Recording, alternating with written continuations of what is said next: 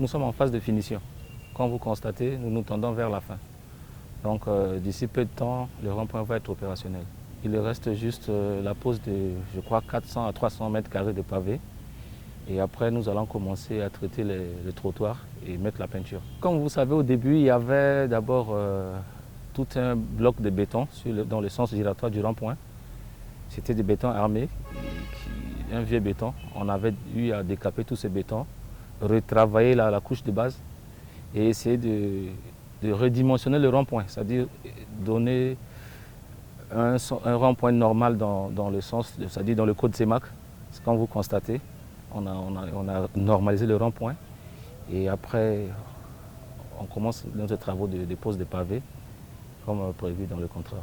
Ça, c'est une étude géotechnique et il y a aussi l'étude concernant le béton armé, ce qui a été fait par le laboratoire national bâtiments et travaux publics.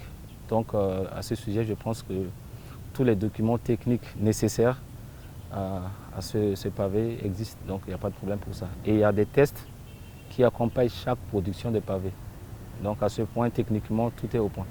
Il y a un test de résistance à l'églacement qui a été fait au niveau du laboratoire, dont les résultats y existent. Donc à ce sujet, je pense que tous les détails techniques ont été pris en compte avant l'élaboration du projet et avant la mise en œuvre. Donc tous ces aspects ont été déjà étudiés. Ça, c'est les pavés routiers autobloquants. Ça consiste uniquement pour la construction des routes. Et les pavés qu'on utilise dans les jardins et la cour privée, ça sont des pavés des jardins. Donc à ce point, il y a une différence. Ça, c'est le type spécifique pour la route. On dit pavé routier autobloquant. Donc c'est ça la différence. Et même en termes de volume, les cubiques, vous allez voir son épaisseur, tout ça, c'est très différent. Les cunettes sont des petits caniveaux qui consistent à drainer des eaux qui vont couler sur les pavés. Comme vous constatez, le rond-point est situé sur un endroit où il y a des pentes dans tous les sens. Donc on cherche à recueillir au maximum les eaux qui vont couler sur les pavés pour les évacuer dans les caniveaux. Donc c'est ça son rôle. Et quelque part, ça joue un rôle de ralentisseur. Tous les camions qui vont amorcer le sens giratoire vont essayer de ralentir avant d'amorcer. Je pense que du côté de maintenance, ça sera très facile parce que nous avons pris des dispositions techniques. Si vous voyez dans la réalisation, on a essayé de mettre des compartiments. On sépare avec des bétons armés des longues lignes, donc on fait par zone.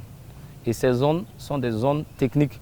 En cas de défaillance ou de dégradation, on va juste aménager juste la partie dégradée sans toucher les autres parties du pavé. C'est très facile à faire, c'est praticable, c'est une question d'heure.